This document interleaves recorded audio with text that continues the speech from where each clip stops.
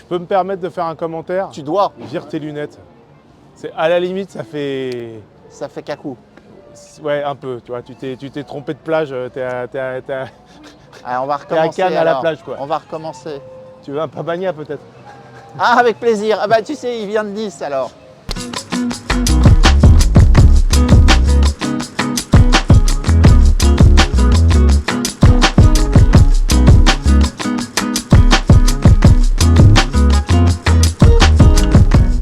Bonjour à tous, salut, bienvenue pour le 3e épisode de Watch It Roll en extérieur. Nous étions il y a quelques semaines de cela à Genève, nous sommes maintenant à Paris, dans un cadre assez somptueux, avec des gens fort sympathiques et des choses assez magnifiques à vous présenter. Bienvenue.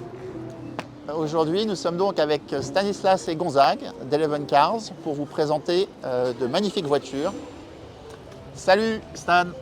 Salut, bienvenue avec ces jolies voitures que nous avons essayé de choisir pour vous pour cet épisode. Tous les ans, on fait un shooting photo avec des montres et des voitures et on essaye de trouver des couples, en fait, des montres qui s'associent bien avec certaines voitures. Et pour la première fois, on a décidé de faire ça en vidéo et d'expliquer pourquoi on a fait un matching entre une montre et une voiture. Et donc de mon côté, je présenterai les produits 41 Watch et Stan et Gonzague présenteront leurs voitures. Nous expliquerons leurs spécificités.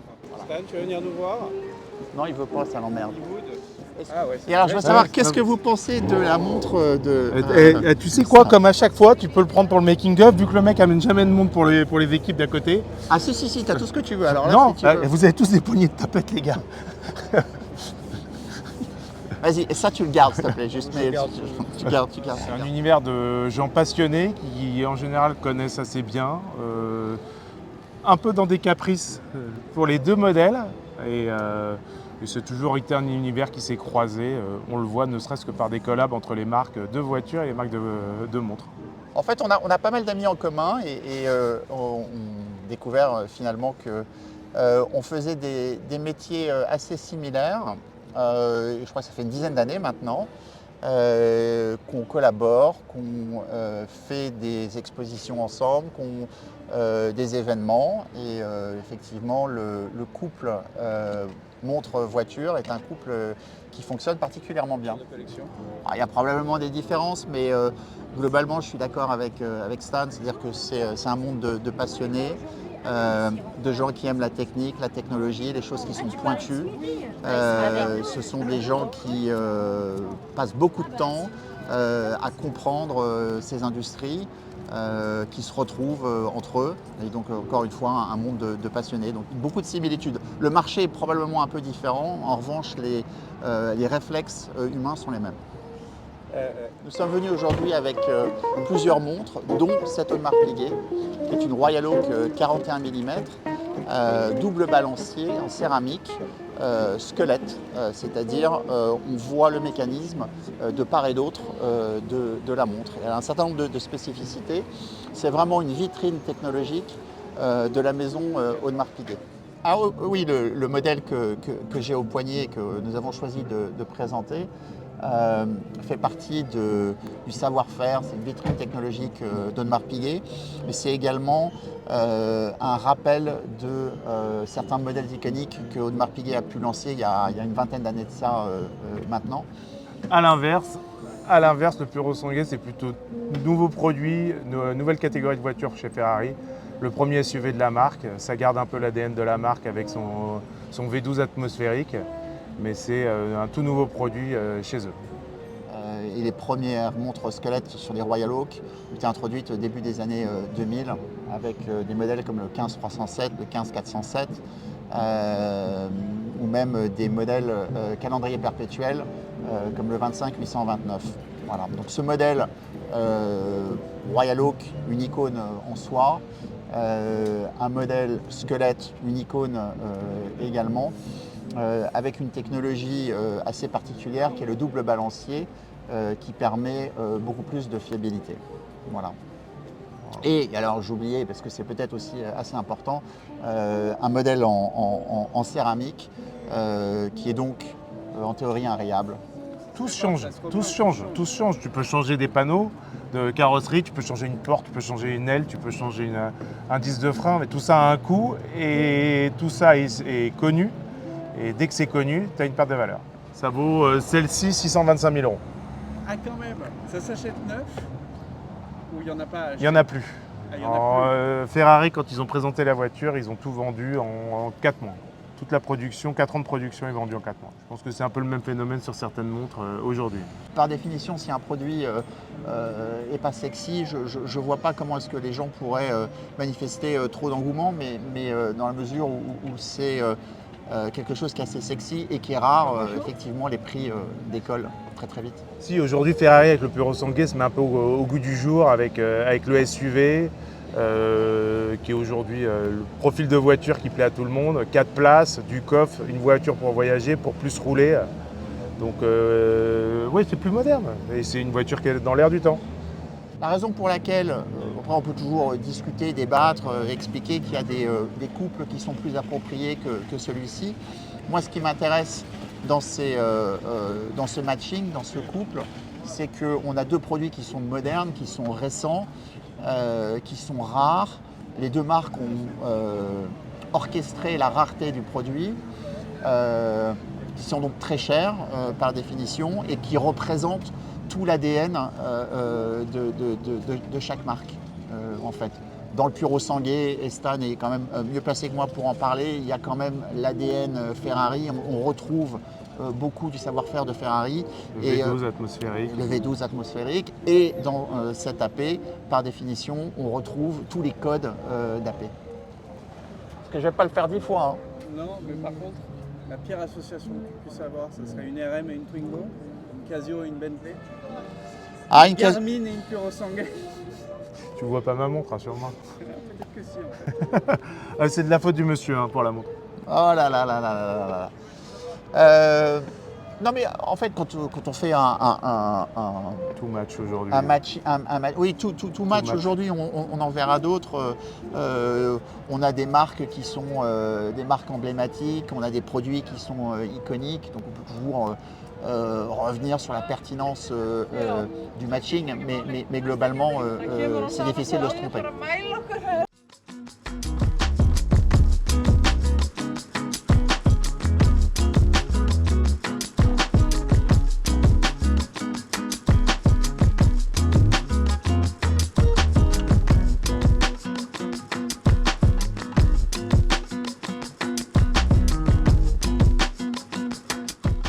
Le marché de l'automobile va probablement un peu changer parce qu'il y a de plus en plus l'arrivée de l'électrique et des hybrides et je pense que les voitures qui seront 100% électriques seront pas vraiment des voitures à collectionner ou moins.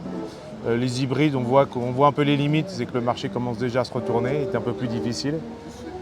Donc on gardera un côté collection sur les voitures purement atmosphériques, enfin purement thermiques, pardon. Et je pense que les évolutions de voitures feront que le marché des voitures modernes va s'arrêter de plus en plus en termes d'investissement. Après, le profil à montre voiture est un petit peu différent, je pense, dans le monde de la voiture, c'est que c'est plus un temps long sur la voiture. Et il y a moins d'aller-retour sur les voitures, ce qui peut être plus régulier sur les montres. Exactement. Je pense que l'objet est plus facile, entre guillemets, plus facile à vendre, à s'échanger. Une voiture, c'est plus compliqué, il y a beaucoup plus de taxes. On brûle de l'argent dès qu'on achète une voiture, entre guillemets, on brûle de l'argent avec les taxes d'immatriculation. Donc c'est souvent plus un temps long. C'est souvent, c'est pas 100% de ce qui se passe, mais une grosse partie, on voit que les gens gardent des voitures 2, 3, 4 ans, ce qui est, je pense, moins régulier sur les montres. Oui, je suis assez d'accord que dans le monde de la montre de collection, il y a un turnover qui peut être beaucoup plus rapide. C'est une chose, c'est effectivement c'est probablement un actif, même si j'aime pas le terme, qui est plus facile à vendre, à s'échanger, c'est plus liquide. Mais effectivement, il y a une fiscalité dans le monde de la montre, mais qui est peut-être un tout petit peu plus souple que dans celui de la voiture. Alors, ça, j'ai pas l'analyse sur la montre au quartz réellement, mais non, mais sur la voiture, je pense que c'est vraiment, ça va être plus difficile. On se rend compte que les voitures électriques aujourd'hui sont plus conçues comme des produits un peu Kleenex, je trouve. qui ont une durée de vie qui va s'arrêter 3-4 ans. Les constructeurs ne savent pas gérer le problème des batteries à long terme. Donc, il y aura probablement quelques voitures très exceptionnelles parce qu'ils vont faire des produits ultra performants, ce qui est la qualité de l'électrique. Mais sur le long terme, je n'y crois pas. Tu sais quoi? La vraie bonne montre avec ça, c'est ça en cabriolet. Oui, peut-être. Parce que là vraiment, tu es dans le truc qui sert à rien. Qui sert à rien, mais qui est canon. Voilà. C'est le ça passe ou ça passe pas à la vidéo, mais c'est le I don't give a shit. Tu vois, c'est exactement ça. Who cares? I don't give a shit. Voilà. C'est pas vraiment un bon chrono et c'est pas une voiture de sport bon chrono. extraordinaire. Ça, c'est pas une voiture de sport. Non, c'est pas une voiture de sport, ça c'est une très grande GT, mais. Mais c'est une voiture de kiff. Voilà, ça, exactement. C'est une énorme voiture de kiff. C'est une voiture de gros passionnés. Voilà. Comme une détendant. Exactement. Et c'est ultra rare. Les deux. Les deux. On est sur des tranches de prix similaires ou pas, vous croyez? Alors très exactement, c'est assez marrant. On est exactement en box dans la même catégorie. Et on peut même faire un package. On va faire un lot. On peut faire un lot si vous voulez, ça nous fait plaisir. Voilà. On fait un toit Targa, c'est quand même toit vitré quoi. Bah ouais. C'est complètement con. Mais qu'est-ce que c'est canon. Ah, c'est canon. Bah tiens, bien sûr. T'es médisant sur cette pauvre voiture qui t'a rien fait. Ah mais moi, sur la mienne, elle me dit que voilà, track fault, donc il y a un problème de traction. Moi, elle me dit que le frein à main est mis alors qu'il n'est pas mis, mais elle insiste en plus. Bah oui. Non, c'est la charme de la Bentley. Voilà. On aime bien dans une Bentley. Ah bah on est divinement bien. On est bien mieux assis dans la Bentley. Bien évidemment. Mais c'est pas du tout le même profil de voiture. Non. On cherche pas les mêmes choses. Rien à voir. Ça, Jacques Séguéla aurait dû utiliser sa phrase pour cette voiture, c'est la force tranquille. Voilà. T'as une jolie montre. Hein. J'aimerais bien avoir. Vraiment très belle. Même, ouais. Et tu vois, il y a un peu de doré dessus. Et là, le moteur, c'est un moteur quoi? C'est pas un moteur BM? Non, ça c'est le vrai 875 Bentley historique qui a commencé dans les années 30 et qui a tenu jusque début 2000. D'accord. Et qui est équipé avec le compresseur.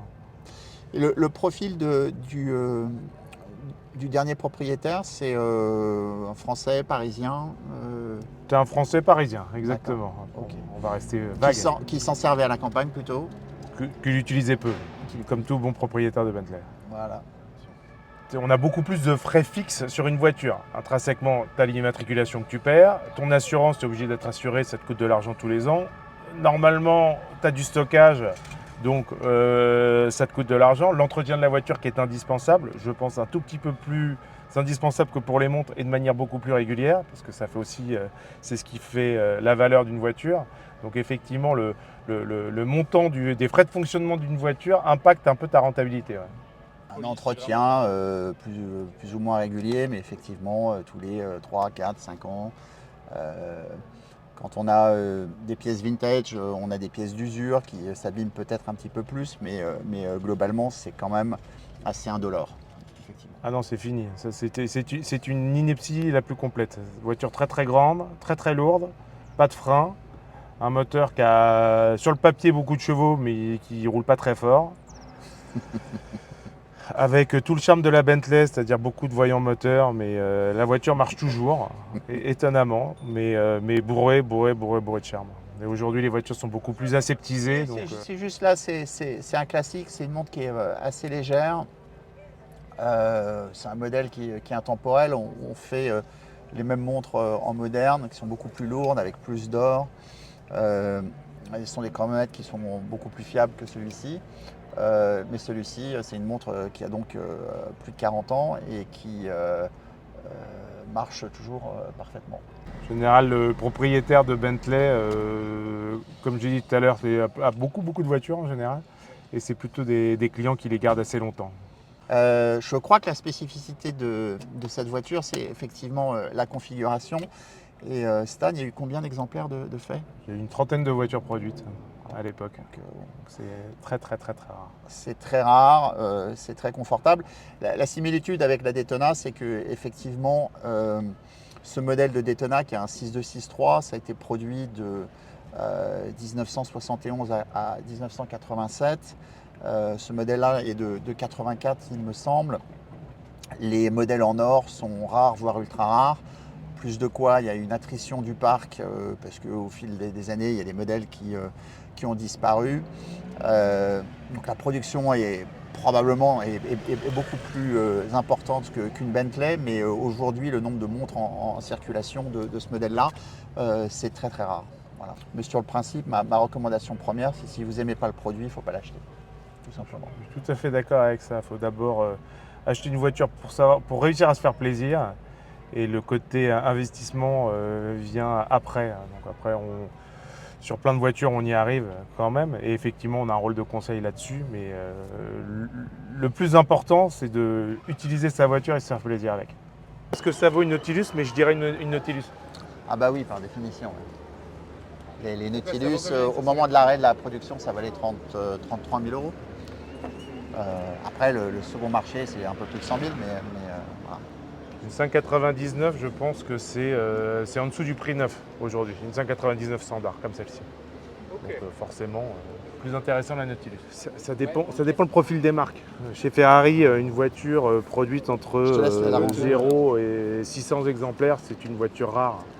Et on peut acter le fait que ça sera un investissement dans le futur. Chez BM, ce chiffre-là, un Z8 qui est aujourd'hui une voiture qui a pris pas mal d'argent dans les 3-4 dernières années, c'est une voiture qu'on acte le fait qui est assez rare, mais c'est une voiture qui a été produite à 4000 exemplaires, ce qui est pas nul, quoi. Ce que j'ai au poignet, c'est une montre qui, pour le coup, est particulièrement rare, dont on ne connaît pas exactement le nombre d'unités produites, mais il s'agit d'une Daytona Le Mans qui a été produite à l'occasion de l'anniversaire, alors la première en tout cas série, de l'anniversaire des 60 ans, du 60e anniversaire de Daytona, et pour les 100 ans du circuit du Mans. Et donc à cette occasion, ils ont sorti une montre en or blanc, une Daytona, et on pense qu'il y a eu entre 300 et 330 unités produites. Le prix retail, 60 et quelques mille, presque 70 000 euros. Et le prix du second marché, les prix sont envolés à des niveaux absolument stratosphériques. Ensuite de quoi, il y a eu une production du même modèle en or jaune. Et la dernière des productions, c'est celle que j'ai au poignet, qui est en fait une production en or rose. On ne connaît pas le nombre d'unités produites, mais c'est particulièrement rare. Voilà. C'est Royal. C'est Royal au bar. C'est sorti quand? Ça, c'est sorti l'année dernière. Les mecs, ils arrêtent de donner les chiffres de prod. Exactement. Ah, c'est drôle. Mais on sait que. Oui, on soupçonne, mais tu t'arrêtes. Quand il y en a une qui sort par retailer par an, c'est le bout du bout, quoi. Donc on est capable de à peu près de chiffrer. C'est comme chez Ferrari, mais ils arrêtent pour éviter un tout petit peu éviter la spéculation de donner des chiffres de prod. Aujourd'hui, rentrer chez Ferrari pour avoir l'équivalent de cette montre est aussi, je pense, aussi contraignant. Aujourd'hui, pour rentrer chez Ferrari, pour acheter, on va dire, une des supercars ou des voitures en édition limitée, il faut acheter un V6, un V8, un 12 et être propriétaire de 3 ou 4 voitures minimum avant d'être potentiellement éligible pour acheter une version limitée. Non mais c'est des voitures, une 599 c'est une voiture moderne, c'est une voiture fiabilisée, c'est vraiment l'âge d'or de Ferrari où il n'y avait plus de problème, ça roulait bien, c'était fiable, ça marchait, c'est une voiture, c'est un vélo. Une Ferrari des années 60, c'est des voitures contraignantes. Ça fait un vélo qui fait un super bruit, hein. Je dois dire que moi les vélos comme ça tous les jours. La preuve en est, t'es pas le plus grand des pilotes. Non, je ne suis pas le plus grand des pilotes. Mais ça se roule très facilement. C'est ça, c'est le vrai pli des voitures plus modernes par rapport aux voitures des années 50-60 qui pouvaient être difficiles à conduire. Ça, c'est vrai qu'on part, on va faire 1000 km et ça marche. Et on va faire 1000 km à 120 comme on va faire 1000 km à 300 et ça marchera toujours. Un vrai truc, c'est que n'importe qui peut porter une montre, pas n'importe qui peut conduire une 599. Si 599, tout le monde peut rouler. Mécaniquement, il n'y a rien de très compliqué. C'est une boîte F1, donc il n'y a pas d'embrayage, il n'y a aucune difficulté. Le gabarit est un peu difficile à prendre en main parce que c'est quand même une grande voiture. Je pense que le gabarit de la voiture est probablement le truc le plus difficile à prendre en main. Un Puro Sungay, on ne s'en rend pas bien compte, mais c'est une voiture très très grosse. C'est une voiture très large, pas facile à prendre en main. Nouveau, toi? Ouais, je suis nouveau. C'est toi le nouveau stagiaire? C'est moi le nouveau stagiaire. On est où? On est dans un endroit où on fait des événements avec 41 watts. Ouais. Donc on est chez Eleven Cars, dans le 5e arrondissement. Magique. C'est la caverne d'Ali Baba. Qu'est-ce que t'en penses? Si vous voulez pas être sur la vidéo, bougez-vous. Objet iconique face à un Toyota diesel comme ça. Ouais, quelque chose de totalement différent, une Richard Mille. C'est une excellente idée en fait. On n'y avait pas pensé à ça, mais faire quelque chose. Mais non, mais vous êtes un peu classique. Ah, on a été trop classique, je pense. Effectivement, il y avait matière à faire des choses un peu plus rock'n'roll. Pour la prochaine fois alors.